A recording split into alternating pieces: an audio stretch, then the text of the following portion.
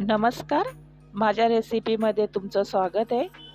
चला तर मग एक नवीन रेसिपीला सुरुवात करूया। आज आपण चकलीची भाजणी करणार आहोत। मग दुसऱ्या भागात मी तुम्हाला चकली कशी बनवायची ते दाखवणार आहे। चला तर मग रेसिपीला सुरुवात करूया। भाजणीचे साहित्य आपल्याला किती प्रमाणात घ्यायचं आहे ते आता आपल्याला इथं बघायचं आहे। चला तर मग सुरुवात करूया नवीन रेसिपीला। रेसिपी बघण्याआधी माझ्या चॅनलला सबस्क्राइब नक्की करा आणि लाईक शेअर करायला विसरू नका। भाजणी किती प्रमाणात आपल्याला घ्यायची आहे ते आता आपल्याला बघायचं आहे। तुम्ही पूर्ण व्हिडिओ बघण्याशिवाय तुम्हाला भाजणी कशी करायची आहे, माप कसे घ्यायचे ते समजणार नाही, म्हणून तुम्ही हा व्हिडिओ पूर्ण बघा।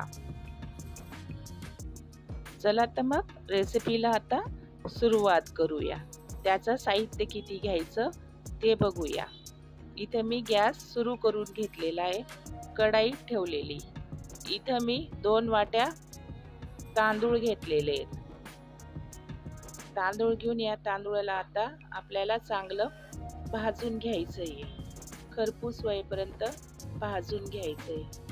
इथे जवळपास तांदूळ भाजून झालेले आहेत। आता आपण एका परातीमध्ये हे तांदूळ काढून घेणार आहोत। काढून घेतलेले आता याच्यामध्ये आपल्याला 1 वाटी मुगाची डाळ घ्यायची आहे आणि ही पण आपल्याला भाजून घ्यायची आहे। अशा पद्धतीने आपल्याला ही मुगाची डाळ भाजून घ्यायची आहे। इथे ही मुगाची डाळ भाजून झालेली आहे, ही आता आपल्याला परातमध्ये काढून घ्यायची आहे। आता आपल्याला 1 वाटी हरभराची डाळ घ्यायची आहे, तीही भाजून घ्यायची आहे।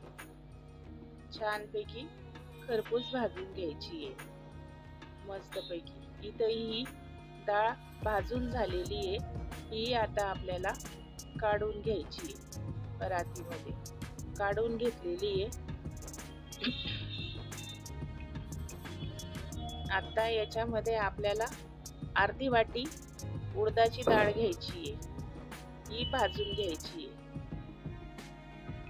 मस्तपैकी। अशा पद्धतीने ही उडदाची डाळ पण मी भाजून घेतलेली आहे। इथं भाजून झालेली आहे, आता आपल्याला परातीमध्ये काढून घ्यायची।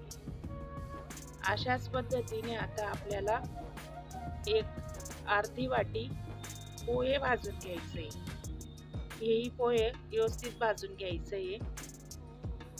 मस्तपैकी पोहे भाजून झालेले आहे, तेही काढून घेतलंय परातीमध्ये। आता आपल्याला अर्धी वाटी साबुदाणे घ्यायचे आहेत, तेही भाजून घ्यायचे। अशा पद्धतीने साबुदाणा इथं भाजून झालेला आहे, तोही आता आपल्याला परातीमध्ये काढून घ्यायचा आहे। आता आपल्याला याच्यामध्ये 1 वाटी धने भाजून घ्यायचे। धने घेतलेले आहेत, अशा पद्धतीने हे भाजून घेतलेले आहेत मस्तपैकी। आता तेही काढून घ्यायचे परातीमध्ये। इथं 2 चम्मच मी जिरं घेतलेले आहे, तेही भाजून घ्यायचे आपल्याला। अशा पद्धतीने जिरेही भाजून घेतलेलं आहे इथं। आता तेही आपल्याला कढईमध्ये काढून घ्यायचे, परातीमध्ये काढून घ्यायचे। अशा पद्धतीने सर्व वस्तू मी भाजून घेतलेल्या आहेत।